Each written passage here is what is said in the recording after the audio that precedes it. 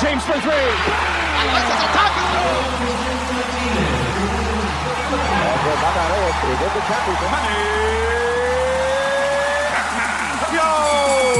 Puso at lakas, sports sa Pinas. Kasama sina Coach Jojo at Coach Janet Villa.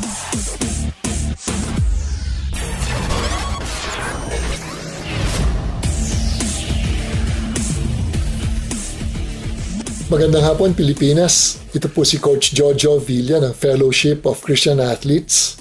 At ito ang programang Puso at Lakas Sports sa Pinas sa 702 DCAS FEBC Radio TV. Batiin ko lang po mga aking mga kaibigan na madalas makinig sa atin si Coach Tata Merced, Nes Duque, R.S. Payade, Gab Ferreras, Darwin Dalizo, Pat and Sara Morales, Baby Navisaga, Noel and Marge Evangelista, Mon Casuga, and Mike Tolentino. Alam mo, ang guest natin ay isang martial artist pero ang sport niya ay wushu. And nag-change siya from yung tinatawag na Changzhen, yung may sword. Siya ay nag-switch into another wushu martial arts which is Tai Chi. Sa pagbabalik ng Puso at Lakas, Sports sa Pinas. Pusong kampyon, siya na nga, luha at galak. Mga sikreto ng marugdog na ensayo at pagtatagumpay sa larangan ng sports. Pusong kampyon. Magandang hapon mga kaagapay. Our guest is a wushu martial artist and kasama siya sa Batang Pinoy ng Baguio team. Let's all welcome Ana Villa. Hi Ana.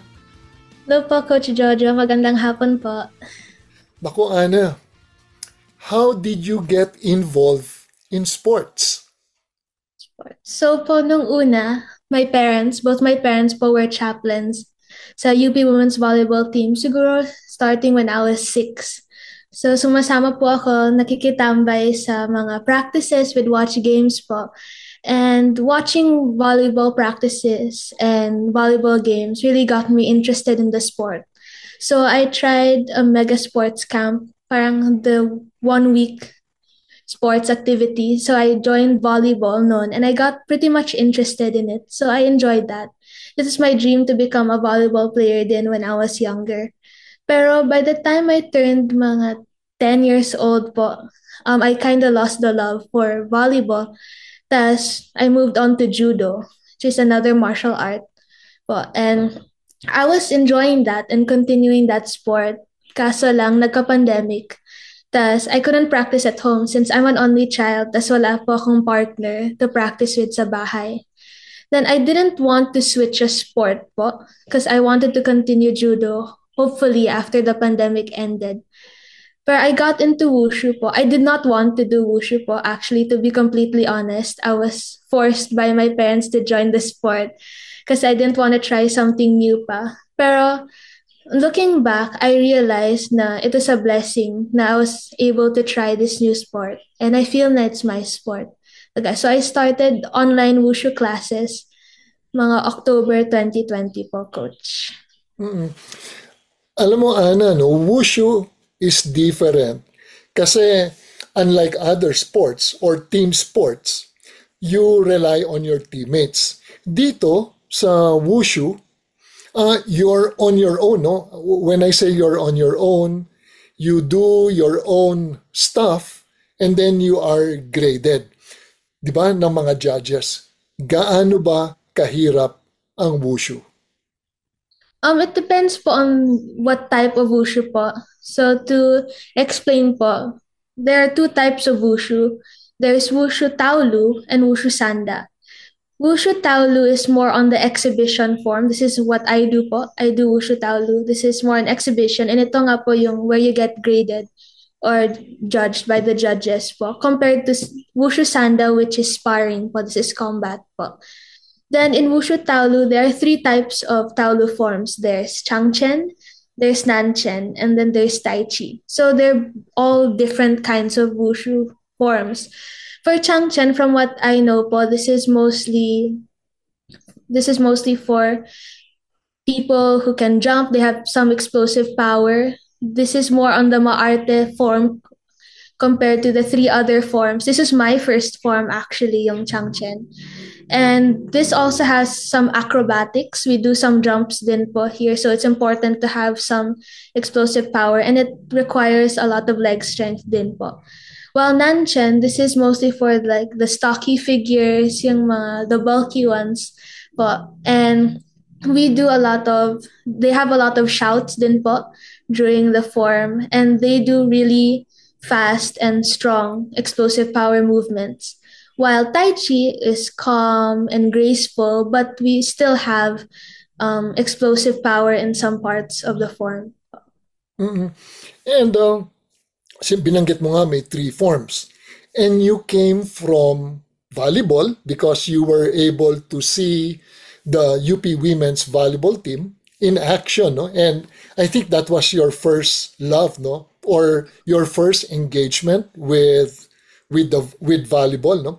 And then you switched to judo dahil I think may malapit na judo gym sa kung saan ka nakatira, and then you were able to do gym classes and then be part of a judo team, no? Even for a few months. Was it hard to transfer or to change sport from judo to wushu?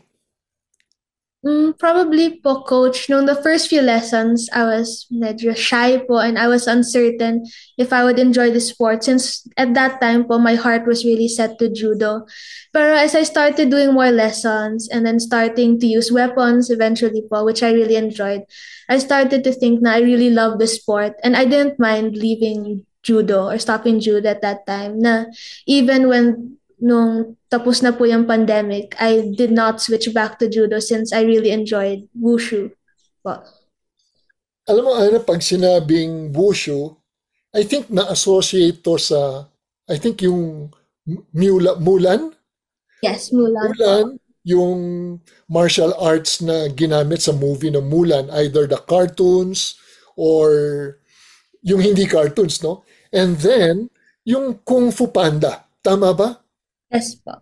Wushu. How hard is wushu?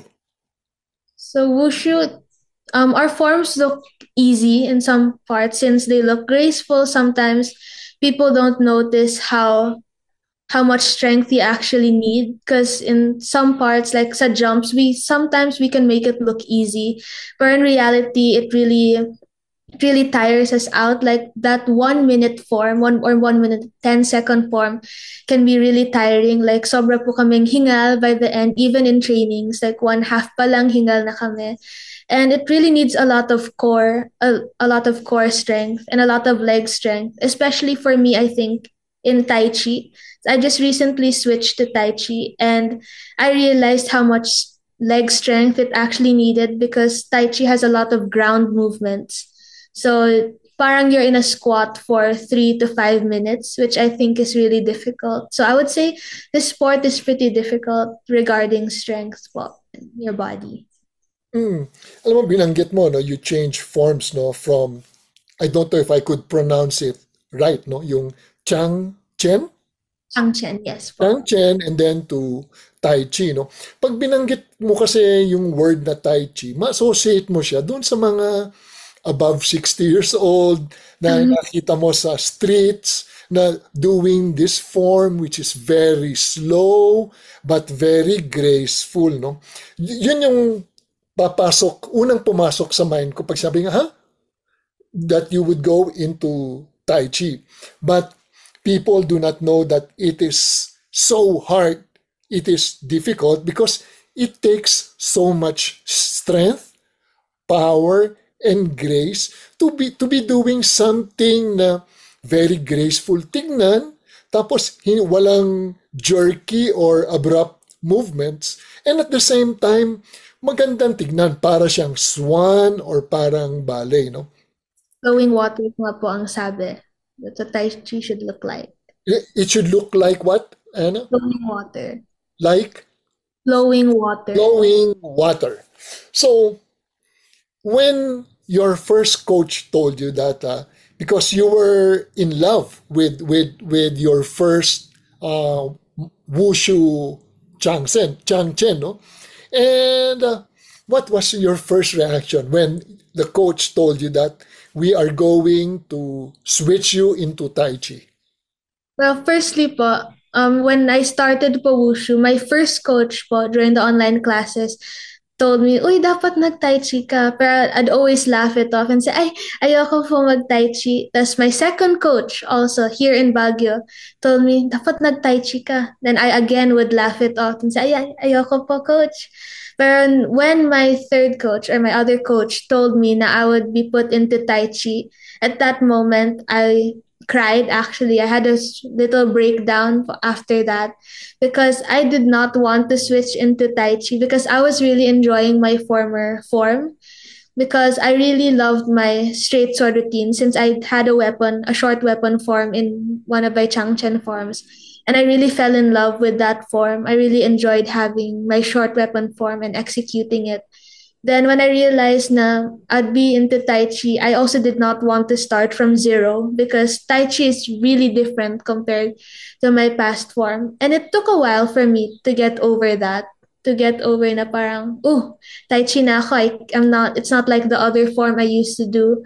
And I still had some habits from Changchen that I had in Tai Chi, which I had to fix. So it took a while po for me to get over that. But I really praise God na now po I am also in love with Tai Chi and I am enjoying it kahit po mahirap at times.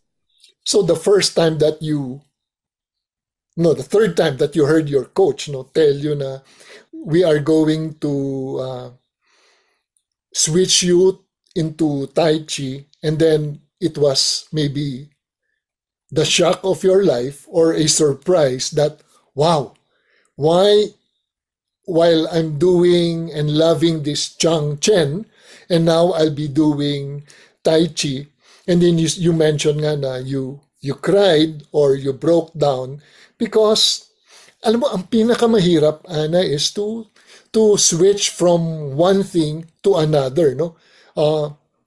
And now you're into Tai Chi. Gaano talaga siya kahirap? It's as I said po kanina, it's different po from Changchen. And when I started Tai Chi, I had a really hard time, learning even the basic movements since it's different from my past forms na. It has to be slower, it has to look more graceful, then there's a lot of slow movements na dapat very stable, na your legs shouldn't be shaking. Though masakit siya sa legs sobra kasi parang nga you're in a squat for 3 to 5 minutes. And I remember in my recent training, siguro po, I had a really hard time since I was training with one of my coaches who was a former Tai Chi martial artist. And it was really hard for me even to practice like the little details and to get it right since there are very delicate movements at times and it can be really hard to perfect them. So I would say Tai Chi, even up to now, since I've been doing it for maybe about 2, 3 months na, I still have a hard time since Tai Chi can take years to master po. So Anna, from the explosive movements, and then suddenly you are into Tai Chi, which is different, no? It's like night and day. It's like cold and hot, no? So, but since you were into the explosive movements first, did it help you dito sa paglipat mo into Tai Chi, or you really had to abandon all the things that you've learned and then start from scratch? Since I did not have explosive power po sa Changchen po, my form, that is one of the reasons why I switched to Tai Chi was because I didn't have explosive power. And the only thing siguro po that I was able to bring from Changchen to Tai Chi was a bit of technique. Because as I said po kanina, Changchen is one of the maarte forms. But in Tai Chi, I think I'm still able to add a bit of that technique to Tai Chi. Pero for explosive power, as I said, I never really had explosive power. I was pretty okay not to bring it po in Tai Chi. Maybe because you are still young, no? You're still young. How old are you right now? Currently po, I'm 15. Okay. So, being part of Batang Pinoy, no? Team Baguio. And first, syempre, it boils down to competition within within the city, no, or within the locality. Tell us about the good things that you remember being part of a competition. I think being part of a competition has many good experiences na kahit sobrang kabado ka that day. It's a really fun experience na I feel like a treasure until I'm older. Because I joined my first face-to-face competition po no October 1, I think po, 2023. And even though I was a bit disappointed in my performance, I still think it's part of the journey. It's part of the building block to where I'll get to today. So, bakit naman mo nasabi na you were disappointed? Bakit?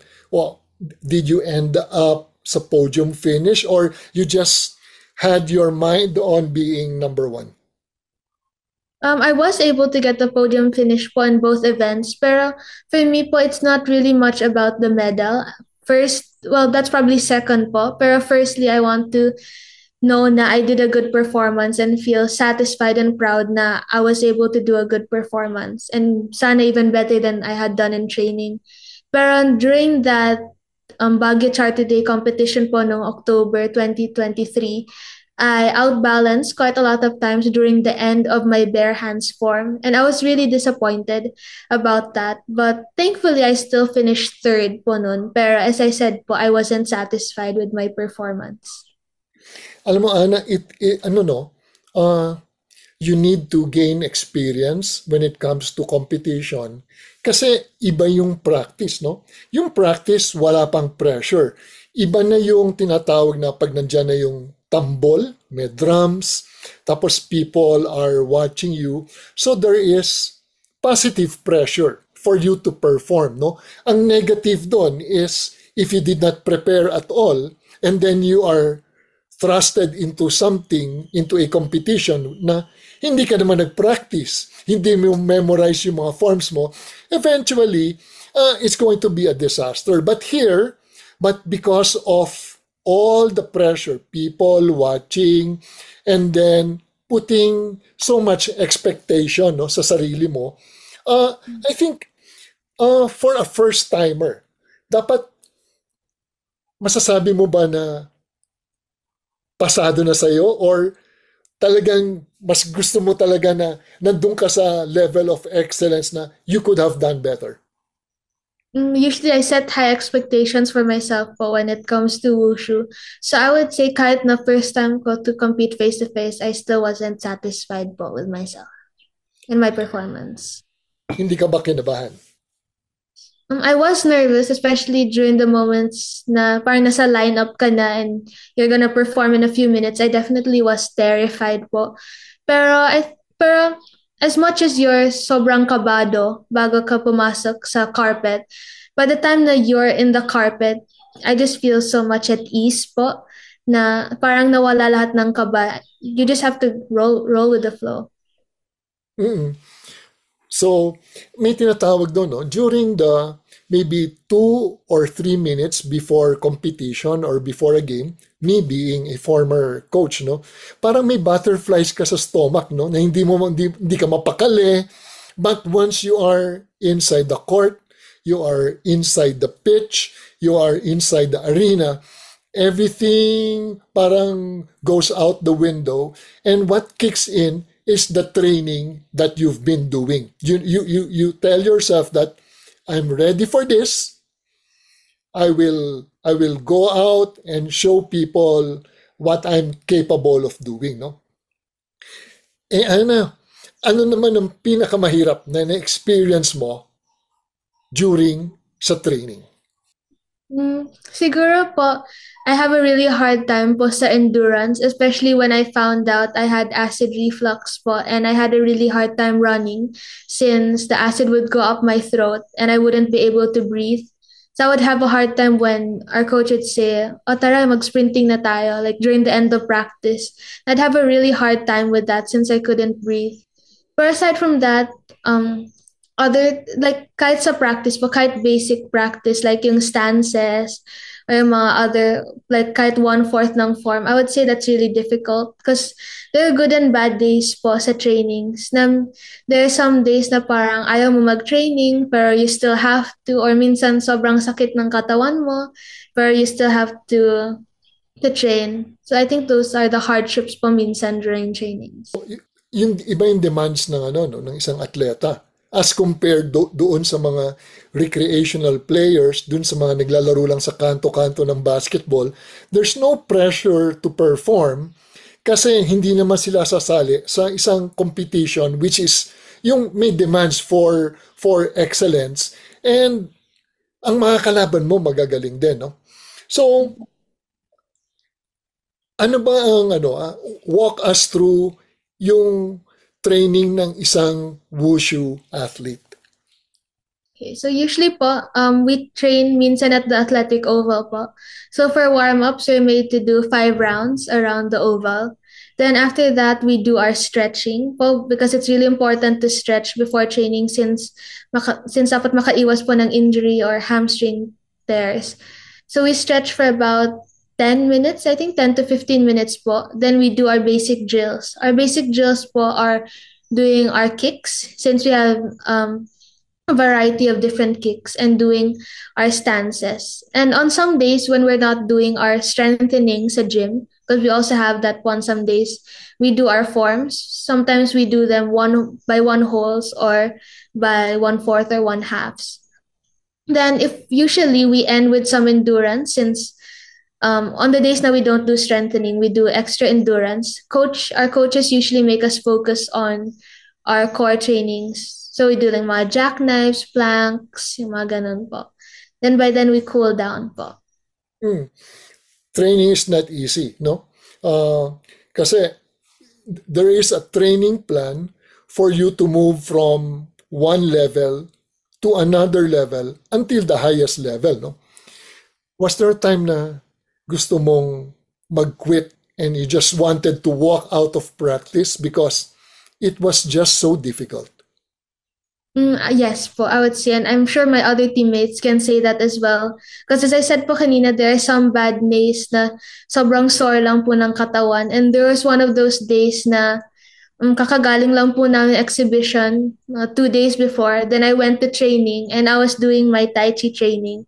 And my legs were just really sore. Like, di ako makasplit. Pero my splits were still split pa rin ako noon. And I was still made to do yung mga basic stances ko na kailangan mababa. Parang at that point, minsan gusto ko lang umalis. Minsan, as you said po, walk out. Tapos parang ang bagaw po ng oras na 1 hour pa lang pala. Tapos may 1 hour pa pala natitira. So may mga moments po talaga na gano'n na parang ayaw mo na talaga na you regret na parang ba't ako nag-training today? Oh, why did I choose this sport? Pero as I said po, that's part of the journey po to lead where you want to be in the future. It's a marathon. So Ana, alam mo ngayon how hard it is to be an athlete. Being an athlete, tingin mo, ano yung mga magandang characteristics ng isang atleta? Okay, so firstly po, I would say perseverance and will. Because there are some times that you just need to persevere through the training na kahit ayaw mo, kahit mahirap, kahit parang di mo kaya, you still have to persevere through that. And you need will for that. You have to have a strong will na you know where you want to be and you know where you want to get to. And third po, I think patience. Since things can't just happen agad. Like you can't be at the highest level agad. You have to start from the basics minsan and even go back to the basics even after being in the highest level. Because things take time po. And as I said po kanina, it's a marathon. Things take time po. And I think you really have to be patient and trust your coaches with that and what they plan for you to do. The 2 P's, perseverance, patience, no? And it takes time for an athlete to become very skillful, no, doon sa craft niya, no. And along the way, there are going to be struggles. Ano ang greatest or one of the failures? When I say yung talagang feeling mo palpak ka, talagang wala kang nagawang hindi maganda dahil you put a high expectation, you put a high bar, and then eventually, wow, you fell flat on the ground. Can you walk us through one of your failures? I would say po it was Batang Pinoy 2023. It was my first national competition po, I think. And as I said po, I do put high expectations for myself and high standards. And I was really nervous po since yung mga judges po were part of the national team. And I was really hoping to do a good performance. So I was gonna compete 2 events in Changchen, my bare hands and my short weapon. So nauna po yung short weapon form ko. And also for some context po, I finished that short weapon form a few days lang po, less than a week before I would compete it. So that was pretty difficult for me. And it wasn't the best performance I could give. I did forget a part. I stood in one of the stances for about 10 seconds until I was able to remember the form. And I did outbalance a bit after that. But if I could remove the outbalance and forgetting a move, I would say that was pretty good for someone who learned the form and finished the form a few days before. But ayun nga po nangyari na I did forget a part, which would be a huge deduction then po, and an outbalance then po would be a huge deduction. And that day po, I was very disappointed in myself po after that, but I could not really feel that much disappointed or frustrated with myself. I just had to push it to the back of my head because on that afternoon, I had another form to compete, my bare hand. So I wanted to focus on that and not let it get in the way. Pero lang, yung bare hands form ko turned out even more bad than I expected. It was way worse than my short weapon routine, which I did not expect because I had more time to do my bare hands form than I did my short weapon form. And in my bare hands form, parang everything went wrong. I would not balance here and there. My jumps were terrible. I could not jump. And even though I didn't execute the jump properly, I would land and still outbalance. And even in the skills na I already perfected in that form in training, it just went really wrong during the competition. And there's even a part in my last jump I fell and I wasn't able to do one of the last forms, one of my ending forms, which is a back sweep on the carpet since my foot got stuck. And that was probably one of the most heartbreaking moments of me doing my sport. Because right after that, I really broke down. I wasn't even embarrassed with my performance. I was more frustrated with myself. Now I wasn't able to do a good performance. And syempre, I was representing Baguio noon. So I was really disappointed in myself noon. So Anna, 2 things no that turned out not that good that day. Your first routine with a sword, nag-freeze ka for around 8 to 10 seconds. Tama, no? Nag-freeze ka, but then you were able to remember yung iyong routine and then finish it. Second is, you were not able to do the things properly doon sa iyong second routine, which you think normally nagagawa mo naman. Yes po. I feel like I did better in our evaluations po before the competition. I feel I did better noon po.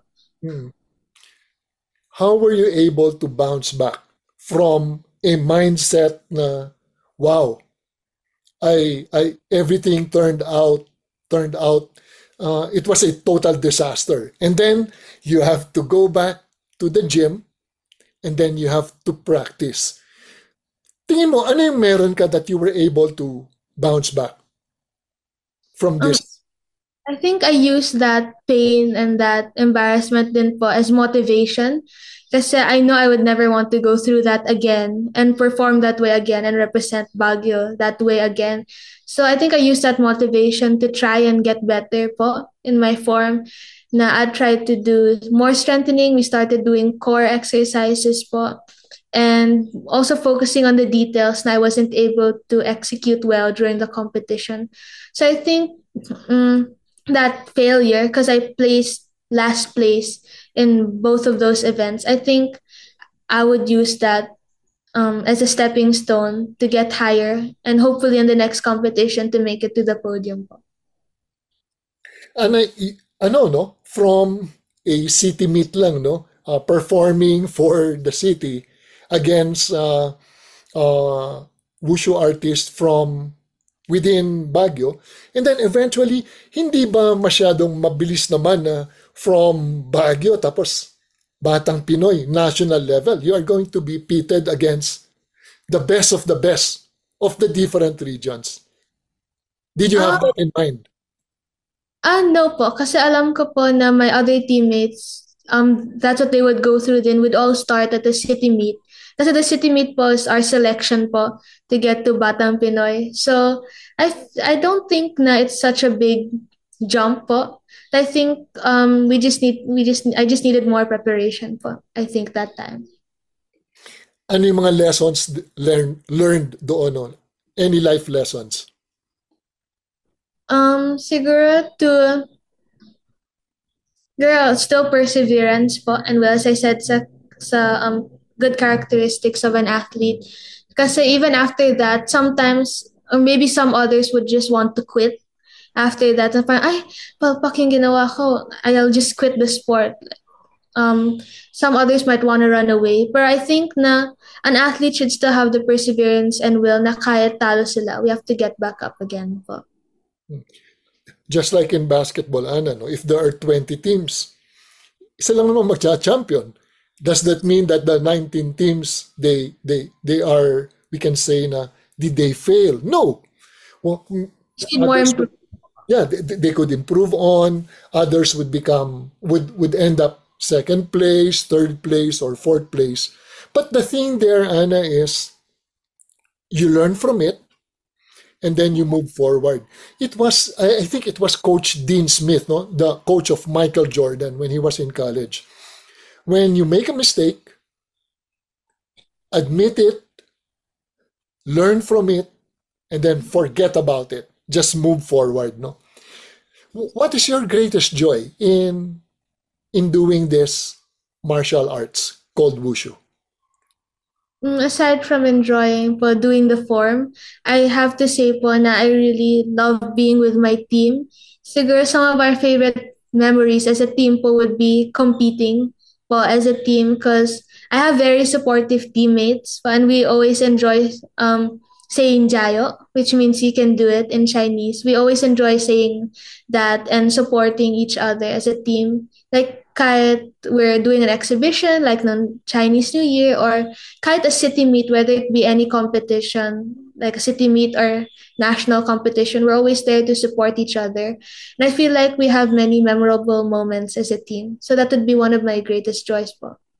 So, Team Baguio, but when you perform individually, but you represent Baguio City, no? May kasabihan nga na the name in front is more important than the name at the back, no? Ibig sabihin, what you represent, Baguio, wow, yan. Meron kang jacket ng representing Baguio City, no? And, Ana, sino yung role model mo, no? Yung tinitingala mo dito, kasi ang hirap naman ng doing sport na wala kang idol, no? Or yung tinitingala dahil siya yung tinitignan mo na you would want to become in the future. Sino ba siya? In my sport, I would say na my role model would be Agatha Wong because I was also really inspired by her because I got to talk to her for a bit during Batang Pinoy and I also listened to some of her interviews. Tas she told me po nung Batang Pinoy na I think for her first 3 years po in her sport, she always finished last place. which for me resonated with me because yun nga po, I did finish last place in both of that. But look at her now, she's won five consecutive gold medals in the SEA Games. So starting from being last place to being a gold medalist, I found that really inspiring. That she didn't give up and she still continued her sport and now is a national athlete po. Hindi na siya national athlete, no? I think si Agatha Wong is taking up medicine, no? Mahirap i-combine, no? Sports, tapos high-level education, no? By being or taking up medicine, no? Ana, hindi ka ba na tulala nung una, nakita mo siya? Pangalawa, nakita ka niya na siya yung one of the judges during the competition. The first time po na I saw her, I could not speak. Then I held my dad's arm and said, "That's Agatha Wong." Because I saw her in the parking lot, in the entrance to where the competition would be. And I was able to get a picture din po with her. Pero knowing that she would be my judge, one of the judges po sa Batang Pinoy, was nerve-wracking po for me. Kasi syempre idol ko siya, tas she'll be my judge. And I was definitely disappointed na yun yung performance ko in front of her. But I hope to do better po in the next competitions na I hope to compete in and hopefully redeem myself po. Oh naman, there's always a second chance. So, as long as you do not give up, as long as you persevere, as long as you work hard, as long as you put your head and heart into it, you will be successful. Not successful as the world judges you, no? Kasi yung success minsan, Ana, it's all about the podium finish. But naalala ko yung laging sinasabi ng wife ko, no? Si Janet. Ang sinasabi niya is, always remember where you started and where you are right now. Diba?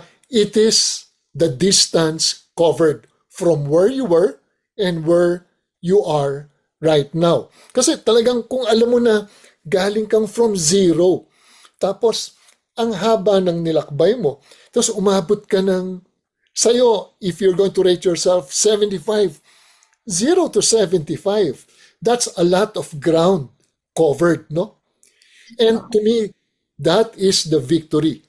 The journey is the destination, and that destination is already the victory in itself. Ano, during times na you are having such difficulty, diba? Talagang struggle, where do you get that strength? I would pray din po before every competition. Then I have a favorite verse din po na that would help me, which is Isaiah 26:3. You shall keep him in perfect peace, whose mind is stayed on you because he trusts in you. And I find such peace in that because the few moments before you compete can be very stressful. There's a lot of anxiety, and I feel na saying that verse, reciting that verse really would help me. Na I would have peace if I would continually trust in the Lord and have faith in Him. Na siya na bahala sa what will happen on the carpet. Isaiah 26 verse 3. Can you say that again sa mga nakikinig sa atin? Isaiah 26 verse 3 is, you shall keep him in perfect peace, whose mind is stayed on you because he trusts in you. Parang ano yun, no? Proverbs 3, 5, and 6. Trust in the Lord with all your heart. Dito naman, you will have perfect peace because you trust in the Lord. Ano naman yung besides all the struggles, the greatest victory? Na natikman mo na you were so happy because of this sport? I'm not completely sure po. Like, kasi sa mga competitions ka, those would be the most important parts of my sport. But I think there's one of those days na I was thinking of making a video of my progress since October 2023 and where I am now. Then I saw yung mga forms ko dati nung I was 11. I started at 11. And seeing where I am now, I think that is one of my greatest joys to see na how I came from that, yung basic forms to where I am now. So I think that would be a great joy na I went through all that to be where I am now. Wow. Being able to assess the situation where you came from and where you are right now. Right now in Tai Chi. Kasi bigla kang nilipat. Nasaan ka sa Tai Chi?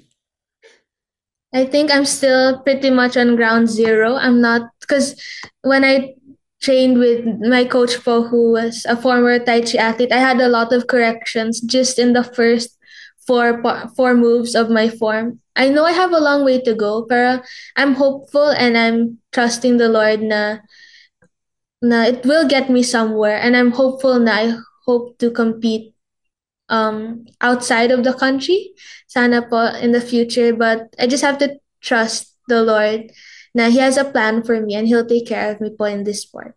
Yes. Alam mo, while you were being formed in your mother's womb, the Lord already knows you because you are special in the eyes of the Lord, no? Ana, yung journey of being an athlete, hindi siya yung may ups, may downs, may joys, may struggles, and one of your joy there na binanggit mo is being able to see yung kung saan ka nanggaling, and then now being able to be part of a team, and you find joy, being surrounded by a group of people na who love wushu, and then who love each other, who would shout, ano yun, gayo? Gayo. Which means you can do it. You can do it. So, Ana, sa mga nakikinig sa atin, may mga parents or even mga kids na who would want to join any other sport. Ano ang tip mo sa kanila? Message mo sa kanila?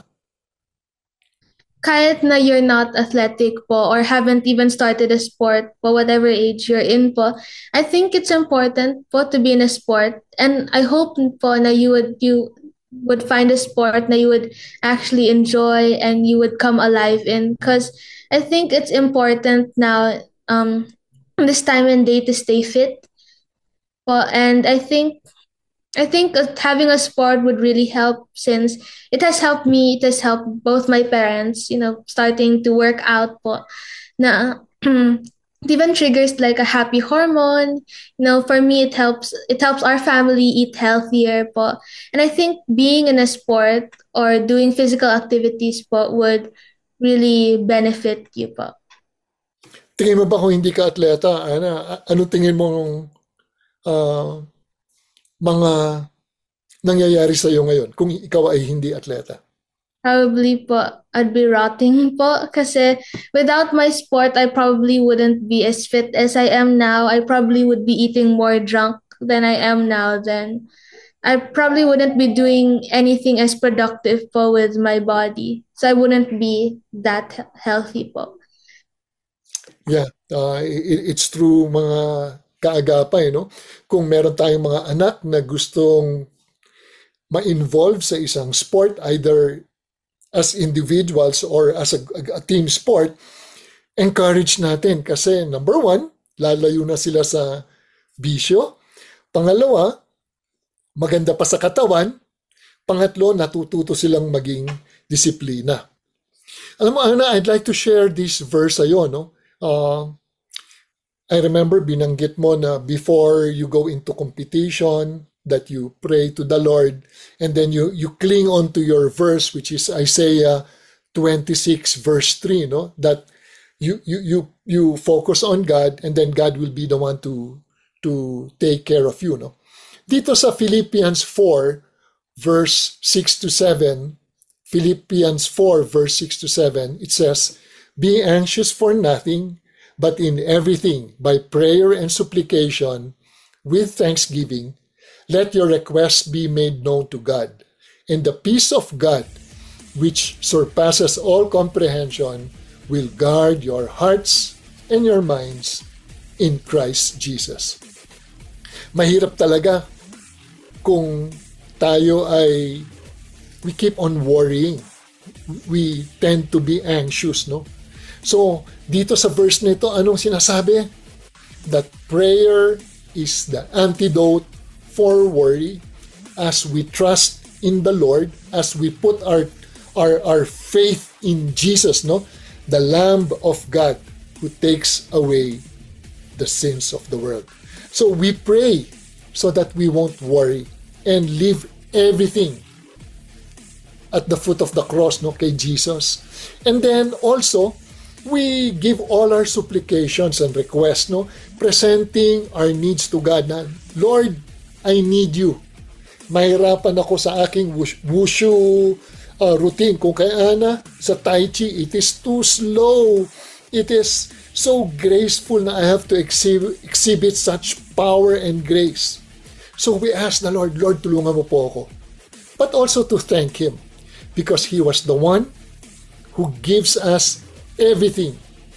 And at the same time, yung our prayer, may kita ng Panginoon na we have a grateful heart. And then it is only the peace of God that would guard our hearts in Christ Jesus. Thank you, Ana, for being part of this wonderful show. Thank you so much. Salamat, teammates. Ana, bago mo last few words, bago ako magpasalamat. Salamat din po sa lahat ng nakikinig. Special mention din po sa mga coaches ko po. My first coach po, Coach Gary Licua, then Coach Daniel Parantak, and Coach Jake Masagan. Mga coaches ko po. Without them po, I wouldn't be doing this sport po.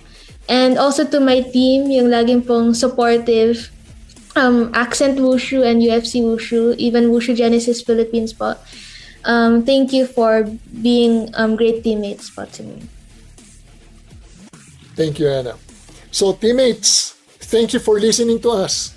Ito po si Coach Jojo Villa ng Fellowship of Christian Athletes at inyong napakinggan ang programang Puso at Lakas Sports sa Pinas sa 702 DZAS, FEBC Radio TV, agapay ng Sambayanan, miyembro ng KBP, kapisanan ng mga broadcaster ng Pilipinas.